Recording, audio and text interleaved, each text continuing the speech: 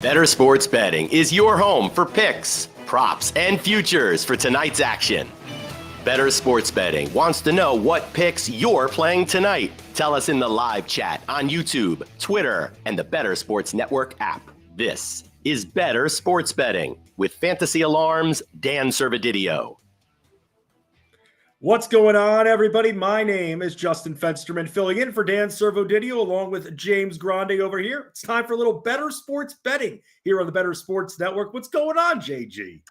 Happy Thursday here, Fensty. Thursday, as I say every Thursday to Servo. That means we're 2 days away from the highly coveted Saturday here, Fensty. Not that that matters, and not that it will matter much moving forward, especially with the NFL here to stay. But, I still covet, waking up on a Saturday morning and being like, yes, I may have an MLB DFS playbook to do today. I may have, some large piece of content due, but it is Saturday regardless.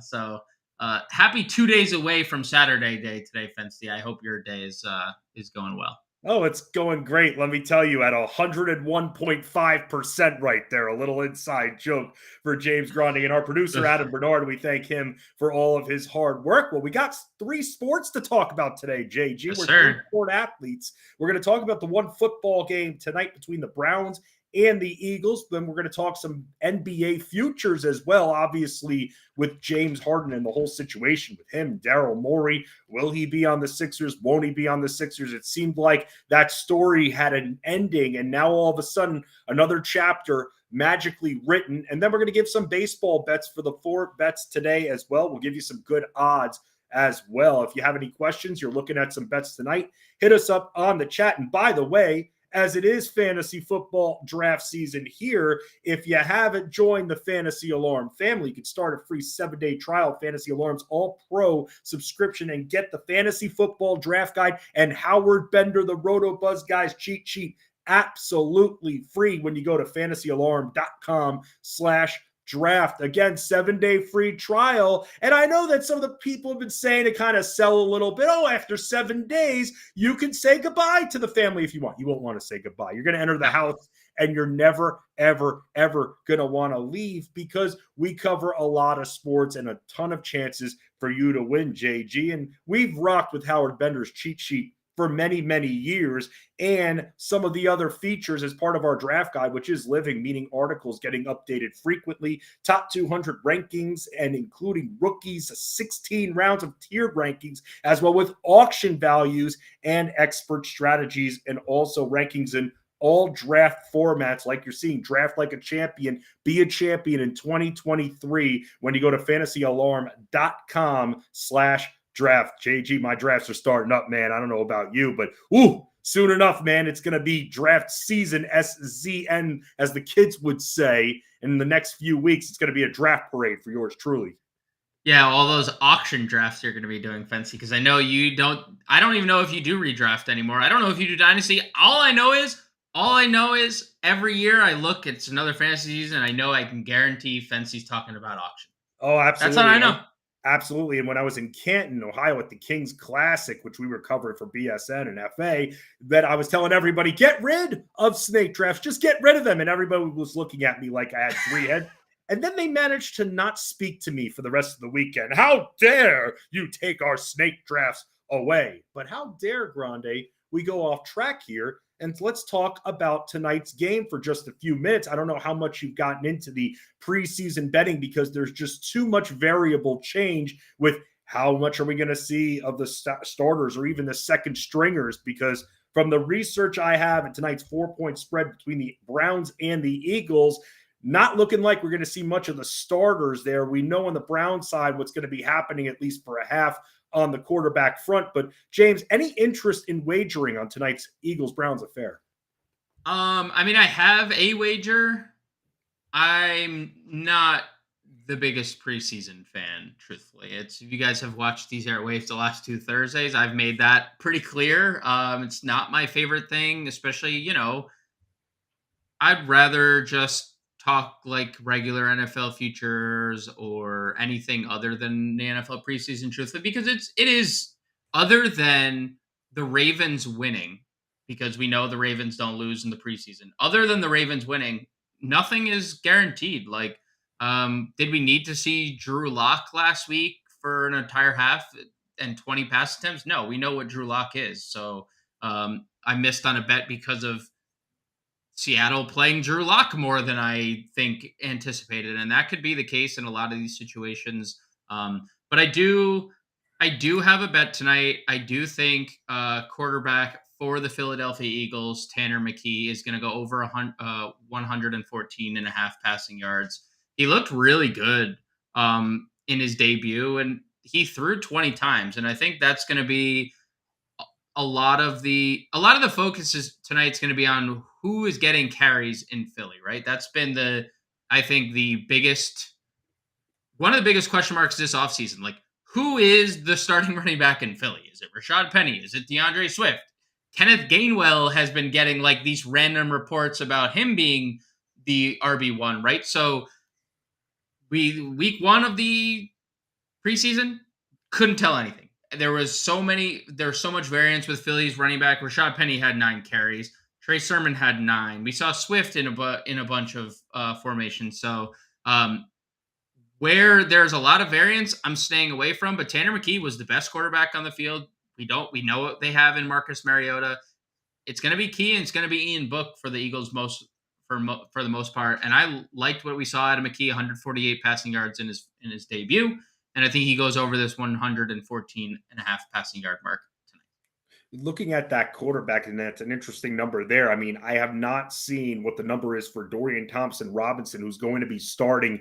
And my projection is for him that he's going to probably get a half at least. I mean, do you see him getting more than a half of action tonight there before maybe they go to a Kellen Mond once again? Because this time, I mean, before in other games, we saw that Kellen Mond started the Hall of Fame game. Then it was Dorian Thompson-Robinson, who actually, when you look at the few passes he's thrown over the couple of games, he's actually not been that bad as well. So if you get him throwing 10 to 15 times and he could complete, 8 to 10 passes right there, you could be looking at over 100 yards for him over a Benjamin Franklin for Dorian Thompson-Robinson tonight. Yeah, and over on Underdog Fantasy tonight, Fensty, Dorian Thompson-Robinson's passing prop is 100 and a half. So pretty much on the button with what you just said. You mentioned I think it's notable that he's starting too, because he came into the year projected and on a lot of depth charts as the third quarterback behind Kellen Mond, but he's played better than Kellen Mond. So, I think this is something notable. I think they are both fighting for the backup quarterback job here. And, we're going to see Dorian Thompson-Robinson start, and I could see him playing a half. And if he does play over half, I agree. I would say he goes over the 100 and a half passing yards as well. It's interesting. I'm looking on DraftKings Sportsbook, and last week when I was touting the Eagles-Ravens game and was thinking, obviously with what you just said, the Ravens never lose in the preseason. They do not lose. But, bro, I thought it was going to be such a slow-paced game that I actually thought it was going to go under the total, which I believe was 35 and a half. I mean, we forget how low those totals really are. Right. And it was still, a 2019 game last week. So it was close, but it ended up going over there. On DraftKings Sportsbook, the winning margin bets, they've got some seriously interesting odds. For instance, let's say the Browns win by 1-6 plus 475 there. The Eagles winning by 1-6 plus 370. Some good odds there, and I was able to take advantage on a very small wager last week with the Ravens there. I had them winning by 1-6, so I was able to cash there. But, Grande, I've kind of gone back and forth here. At first, I thought when I woke up this morning, began the research, that the Eagles were going to win by 1-6, so I was ready to put that in. But now I've done a little bit more reading, and, of course, with Thompson-Robinson, with what we've seen now, I'm wondering if maybe it's a smarter bet if I go with $5 there, and then I hedge it a little bit with Brown's money line as well going into this game. So that's something else I'm kind of thinking about. The Browns money line I'm seeing on DraftKings Sportsbook is plus 164. So this might be a hedge situation, a cheapy hedge situation, but it's hard to ignore plus money on both sides of these bets here. I like it. Now, like, the Browns won their first preseason game, and Dorian, he used his Smith, he used his legs a lot. Or Thompson Robinson rather, he used his legs a lot. He didn't in the last outing. I'm wondering if that gets back to because he is a very mobile dude, right? He moves. He can scoot out of the backfield or under center. So I'm wondering if I like that bet, the Browns money line, because like you said, we're not seeing the starters here. Um, my only thing with the picking against the Eagles here is that they're going to get the running back looks, right? Like Yep. they've pretty much come out and said that. So we know Swift's explosiveness. We know how good Rashad Penny was last year before he was injured. So like if these guys are getting a handful of carries, that could be, that's a big play waiting to happen against, second stringers or, fringe roster invites. Yeah, I mean, we're talking about investing and maybe sprinkle a little fantasy goodness here for a second, because I put on fantasyalarm.com as part of my ADP TV video series a couple of weeks ago. I'm out on DeAndre Swift. I know what he could do. I know his pass catching ability, but from what you just said earlier, multiple running backs to be used from everything I've read as well. Plus, let's not forget for the season, Jalen Hurts as well. It just seems like there are too many cooks in that kitchen to really see him have Swift that is standalone value without somebody getting hurt. And I know a lot of you think, dude, Rashad Penny, he's Mr. Glass. But then what's stopping them from relying on Hurts or even Kenny Gainwell a little bit more, man? It just seems too convoluted. And I want to stay away. If anything, I'd rather wait an extra 3 to 4 rounds, maybe 3 rounds, and draft a Penny. But either way, man, it's just looking too convoluted in this Eagles backfield for me. Yeah, I mean, that was definitely a penny for your thought there, Fensty. And thank you, Adam. Thank you. He had that one queued up. He knows me too well by now. We work every Thursday together. Dad so he knows. Jokes Grande. Oh, James _ Dad Jokes _ Grande. Yeah, we have to make sure you get the underscores and don't forget them. Yeah, I mean, I don't disagree. And the one thing we know, not anytime, but most mobile quarterbacks don't dump the ball down as much. So it's just been historically that's just an historic fact. Like unless Daniel Jones dumps it down because his best player is Saquon Barkley, Jalen Hurts has some pretty good weapons on the outside as well. So you're probably DeAndre Swift's probably not going to be as involved in the passing game as he and fantasy owners would like. Let's move on and talk about some futures here when it comes to the NBA, because I was looking at some odds earlier, man, and I feel like I'm like Fantasy Alarm's Jim Bowden. Love the graphic right there. Adam Bernard, the All-Star. Gotta love that, because we're sending you back to the future. I'd be Doc Brown there, and of course, Grande with his youthful looks would be Marty McFly. Grande, let's talk about the Lakers for a second here, because they did add a little bit of shooting, something they absolutely needed to add in the offseason, which really hurt them. I mean, this is a team that we saw once the trade deadline hit, we saw them pull an entire 180 and go from a team that really didn't play any defense, virtually forfeiting it, to really locking down defensively. And that just shows that you don't always have to go after the big cheese. You don't always have to go after these big time names at the trade deadline. You just need chess pieces to be able to help you, and specialists, especially on the defensive end. And we saw the Lakers transform. And then with Memphis's issues that they were having, the Lakers were able to defeat the Memphis Grizzlies. Now they added a little bit of shooting there with Mr. Vincent. Some of their other shooters are more mature now. And you're seeing them not only to win the title at plus 1,200, but the Lakers at plus 330 to win the Pacific Division. And I'm trying not to have the Suns sunglasses on me to blind my eyes like I did in the playoffs, because the Suns, they definitely retooled getting Bradley Beal, but I don't think they have the Pacific Division on lockdown, man. This Lakers team has depth. They added some shooting that's going to definitely help them. We know how good they are defensively. Plus 330. What do you think? So I don't hate it. I mean, if there's one division in the West that I think this division is clear-cut the best division in the West. Like, I think from top to bottom, there are... I'm not sure who I don't know how to approach the division, really, is what I'm saying. Like, I could tell you in the Northwest Denver is the best team in the division. And I can tell you in the Southwest, a healthy or a non-suspended John Morant, that team is the best in their Yep. division. Obviously, there's a lot in the air there. There's health issues with the Pelicans. There's a lot going on Dallas there. plus 155, two of the I same know. players. I cannot. I mean, Get the I just hell out of here ignored. with Dallas. Enjoy your flash. Enjoy Luka and Kyrie together. You are wasting money if you bet this team to win the division. And that's why I just kind of ignored that fact that they have the best odds coming into today, which is a little mind blowing. But I think that this division is the hardest to figure out because can the Kings repeat what they did last year?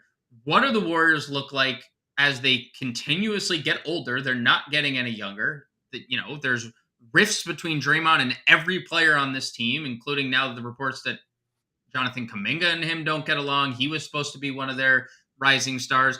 What the hell do we do with the Clippers year in, year out? We don't even know who's going to be on their team, if their current roster is going to add James Harden or not. Like, there's a lot of questions. So the most surefire thing is LeBron James getting into the postseason.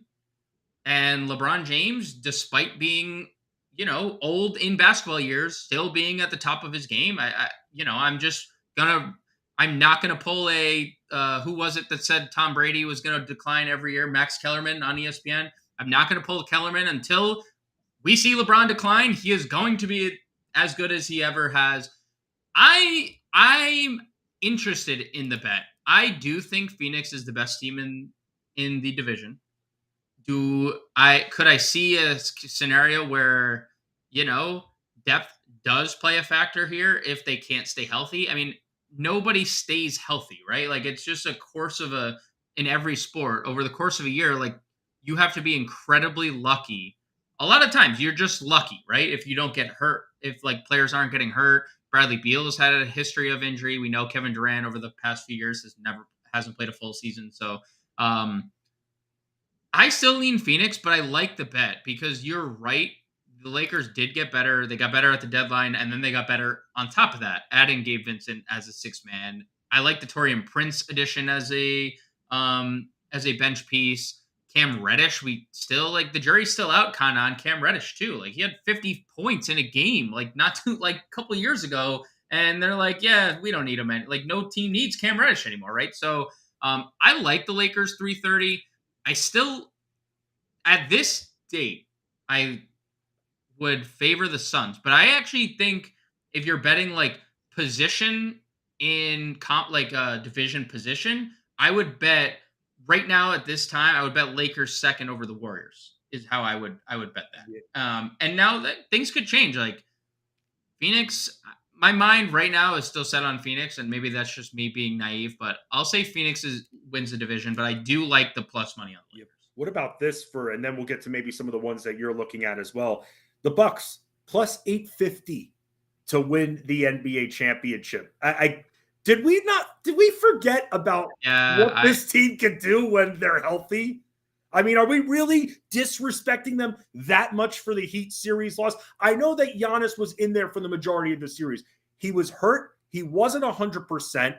And no matter how you want to look at it, you can't forget about that factor going back to that series, which was, yes, you can look at one of the biggest upsets. But Grande, you're a Bulls guy, and I remember the year, I believe it was 2011, when Derrick Rose tore up his knee, and then the Sixers were able to beat the Bulls, and the Bulls were the top dogs in the conference at the time. And we can't, I mean, as hard as it is, of course, for the 8 to beat the 1 and everything like that, we can't forget about Giannis, the impact that he makes, and how hurt he was throughout that series. Just like we can't forget about Derrick Rose being out during that Sixers-Bulls series 11, 12 years ago.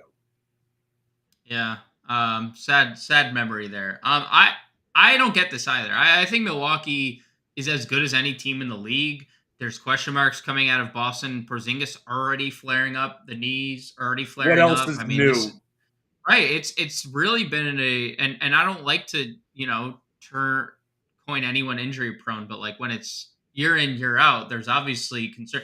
We don't know if Malcolm Brogdon was too injured to be traded, right? There's like outside of Jaylen Brown and Jason Tatum, there are a ton of question marks in Boston. I like Boston. I think they are going to be really good again and compete for a championship. But like, there's a lot of question marks around key pieces there. And then you go to Milwaukee. Giannis is going to be healthy going into the year. Chris Middleton missed half the year last year and didn't play back-to-backs until the second half of the season. Drew Holiday was voted as the best defender on the perimeter amongst NBA players just last year, and they're all coming back. What did they need? They needed to add shooting. They went out and got Malik Beasley, who I think is that shooter that they need. They have a healthy Grayson Allen, Malik Beasley that can space the floor. They have Jay Crowder for a full season going into the year. They pretty much retained everybody else. Like, it's a really quality team. I would say losing Javon Carter as like your worst offseason act, or as the worst thing your offseason did is not a bad. Now I do like Javon Carter, and he did go to my Bulls, and I'm happy about that. But like, it's not terrible as that is like the worst thing you did this offseason is lose Javon Carter. I think the Bucks outright win they're going to win. I think they win the East. I think they're going to contend for a championship. The only thing is, I think the Eastern Conference is a better conference than the West. So, I think there's going to be a lot of fights there for, top dog, but I like the Bucks. What is that? That's the fourth best odds behind Denver, Boston, Phoenix. Yeah, plus 850. Forget it. Those are great. We can't forget about this team. And if you haven't been paying attention and you're thinking, oh, Milwaukee, they lost to Miami, erase that. Get that out of your minds. This team has won a championship. This team, especially their front court as well, so much versatility alone in their front court. You got Giannis there, Brook Lopez, Bobby freaking Portis, who could do it all. What Brook Lopez can't do, or what he couldn't do, because he definitely showed improvements on the defensive end last season, Bobby Portis handles that. And we saw that at times with Brook Lopez out. Bobby Portis is able to slide in. If Giannis was out, he's able to slide into power forward. And they've got that depth. So at plus 850 right now, I'd put a cheapy wager on that. Fantastic odds for a team that just won the championship a few years ago, Grande. What else are you looking at?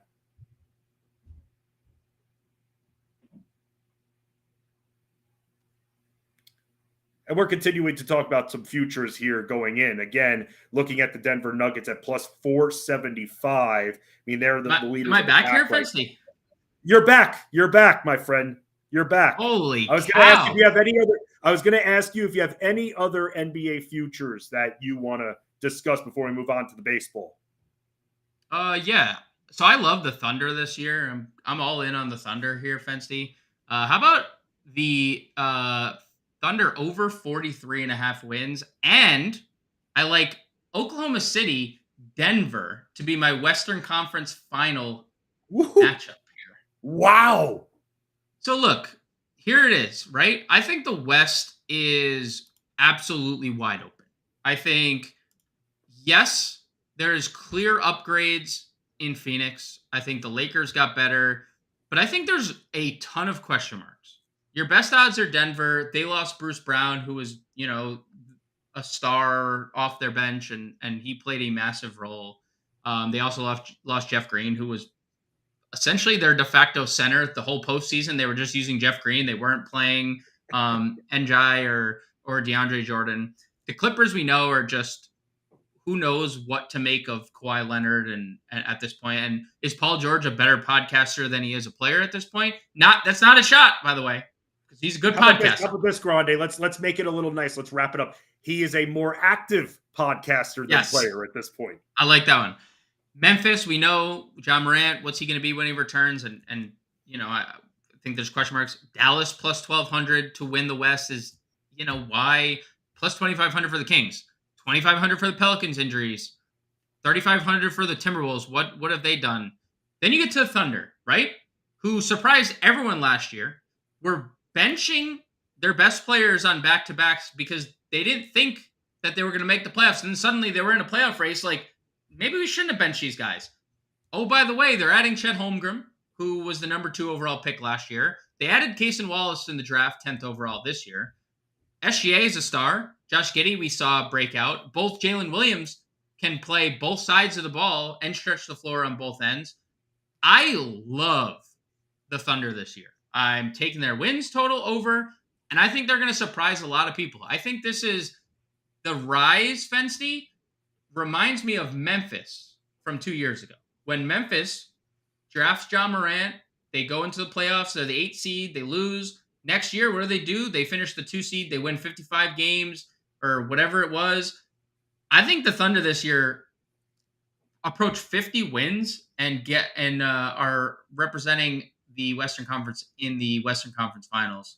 I am very bullish on them, and I think they're going to play the reigning champions there in the Denver Nuggets. That would be great to see. It really would be. I mean, again, this is a team that has a ton of draft picks in the future over the next few years, but they also have a lot of players that can play multiple positions. And I know that a lot of people say that the NBA is positionless now, but when you've got two good combo guards like they have, a nice guard forward combination, and then what we saw from guys like Jalen Williams, both Jalen Williams last year, adding Chet Holmgren, who's going to give you some floor spacing as well, man. You're not that crazy to say it. And I guess you could say this with any team, but for them, they just got to stay healthy. That's going to be the big thing for them. I mean, we've seen SGA get banged up towards the end of the season.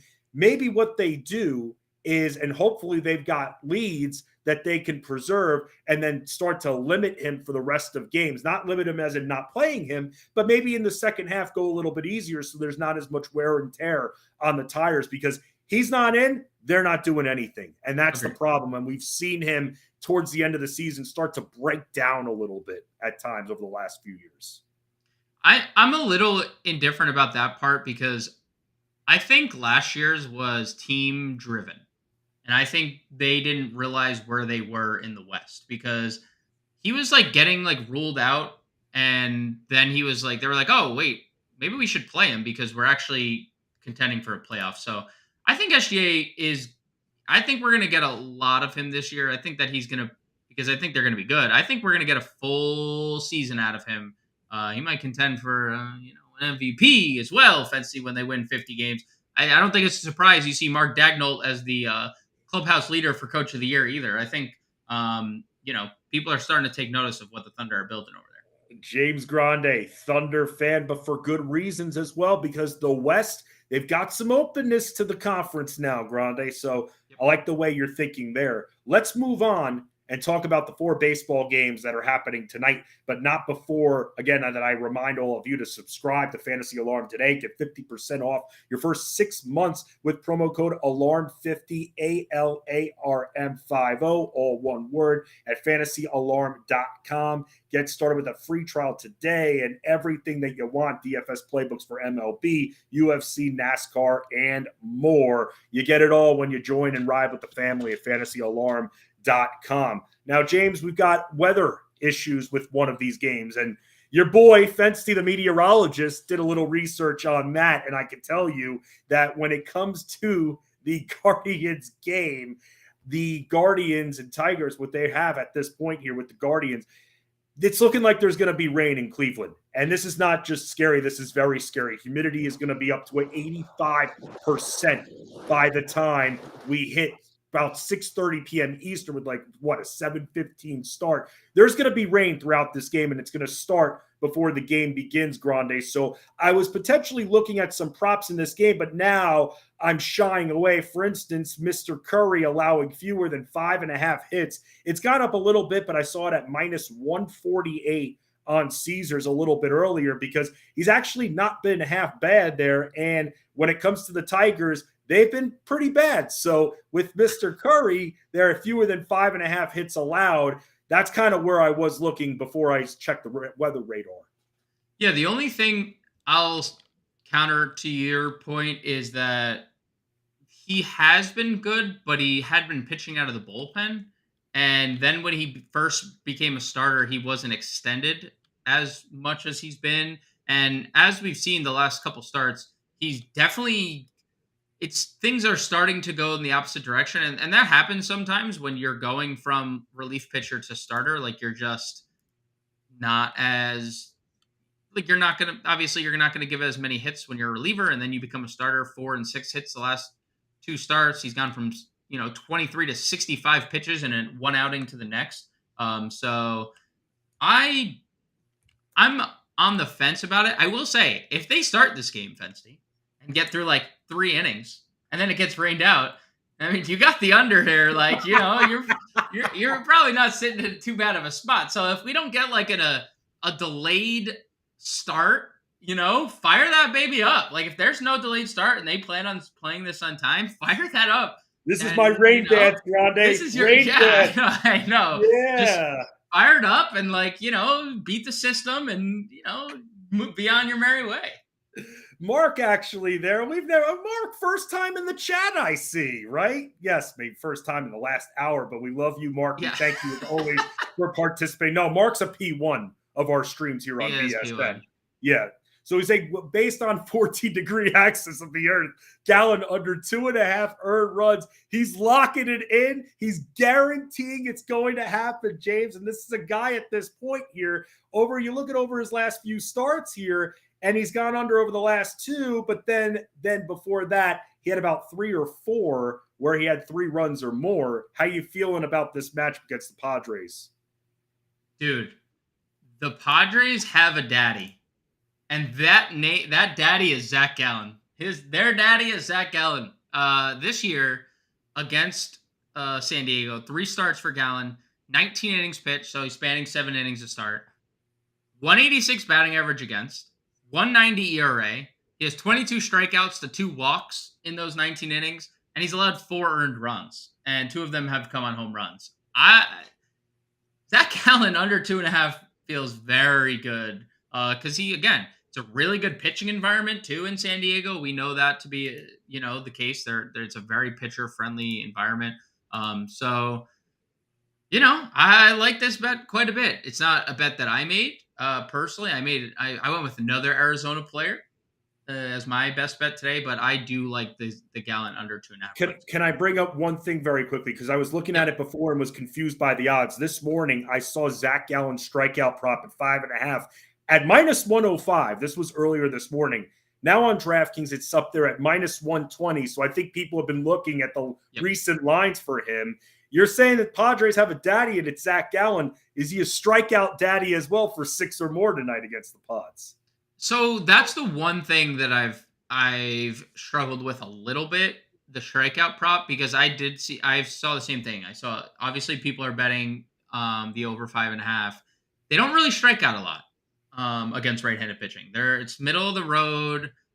Since the All-Star break, they've only struck out, let's see, what's the number here? 19.9% of the time against righties. It's low. That's 25th in the league. So I'd probably stay away from the strikeouts. Maybe if the outs, but even the outs, he has to pitch into the 7th inning. So that's maybe a little uncomfortable. I would say the earned runs feel the best of the Zach Gallen props today. Why don't you run down your best bets for MLB? Yeah, so my best bet of the day is going to be Christian Walker over 1.5 hits, runs, and RBIs. It's not that juiced, minus 145 over on DraftKings, but Christian Walker is on a different level right now, and he's been on that level kind of lately in general. And I'm not just saying that because Coors Field. I mean, it's 5 straight games with a run, at least 1 run. 6 straight games with a hit, 3 of which are multi-hit games. He had quite a series in Colorado, 4 home runs, but he has 5 home runs over his last 5 games. And then you look at the RBI totals, Fancy, 4, 2, 3, 0, 2, 1. I mean, he's literally doing it all. 1.5 hits, runs, and RBIs he's doing in his sleep. He's doing in 1 at-bat pretty much every game right now because he's hitting home runs, he's scoring runs, he's driving in more. So Christian Walker to continue the assault on left-handed pitching to go over 1.5 hits, runs, and RBIs. Yes, he has been hot, let me tell you. And I know, don't tell Grande this doesn't love BVP, but tonight against Mr. Hill, he does have a home run in the past against him. Just saying that, throwing that in there, Mr. Grande. Just throwing that out there. As you see on the graphic here, Dodgers money line over the Brewers here. I know that the Brewers atop the NL Central, but at the same time, Dodgers on a serious streak.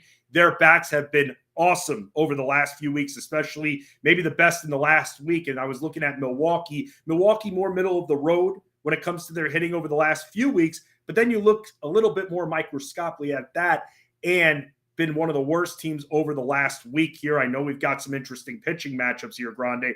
I'm thinking the Dodgers keep the streak going tonight. I have them on the money line, minus 145. Yeah, and Corbin Burns looked pretty bad last start. So, if that Dodgers offense continues to fire on all cylinders, they can get to Corbin Burns here pretty early. Yes, absolutely. Other bets that I have here is, Paul Goldschmidt again. Looking at him against lefty, it's 1.5 total bases, minus 120 on the over there. Also, his home run prop was at plus 450 on DraftKings as well. A little bit more intrigued by that. However, the better bet, the safer bet that I like is the over 1.5 total bases at minus 120. But both are definitely in play tonight. Yeah, Goldie has a long history of hitting lefties well, so I like that quite a bit. And I'll kind of piggyback off that, Fency, because I'm using his pitcher, the opposition here. Jose Quintana under 4.5 strikeouts. He's not exactly a guy who strikes people out. And the Cardinals do not strike out against left-handed pitching. Since the break, their strikeout rate is 19.4% against left-handed pitching. So you have Quintana, who doesn't miss bats, and you have the Cardinals, who don't strike out against lefties. So I like Quintana, and I'll just stay in this game real quick, Fency, if you don't mind. And I went with a little parlay, a little Mets parlay here. Pete Alonso and Francisco Lindor both to get a hit. And I like the Mets team total over 4.5. That's, part of the parlay on DraftKings. You can pick your team total. So just to get it a little juice, plus 135 on that parlay. Each of those guys to get a hit, plus over 4.5 team total for the Mets going up against Adam Wainwright. Plus 135 on DraftKings. I like that. Yeah, no, it's solid for sure. And Wainwright, at this point, over the hill towards the end here. The Mets, it seems like they want to end the season at this point, but going up against Wainwright tonight, that is all right for sure. Wow, I just rhymed there. I'm a nice little poet. Nice. Yes. Nice. Grande, quick home run prediction here. Daily Dinger. Daily Dinger. I'm going to go with Pete Alonso, sticking with the theme here, Fensty. Plus 370. He's been a menace to opposing pitching lately. 5 home runs over his last 10 games. I'm going Pete Alonso to hit his 37th tonight. And I'll be going with Christian Walker. He's been hot. He's been hitting them out of the park. 291 versus lefties, plus 330 on DraftKings Sportsbook. And those are the bets that we like for today on Bettor Sports Betting. We thank our producer, Adam Bernard, and all of you for tuning in as well. James Grande, give him a follow on Twitter at @the_real_Grande. Me at Fensty Sports. It's been great being back with you, James. And you're going to be on the stream next. Talk a little DFS action with John and Pemba, man. And good luck to you, and good luck with your bets tonight. Thanks, brother. You too. Yeah, for all of us here on BSN, keep it locked in, keep it betting, because this is what we do, and we do everything we can to help you win on Bettor Sports Betting. Bettor Sports Betting on the Bettor Sports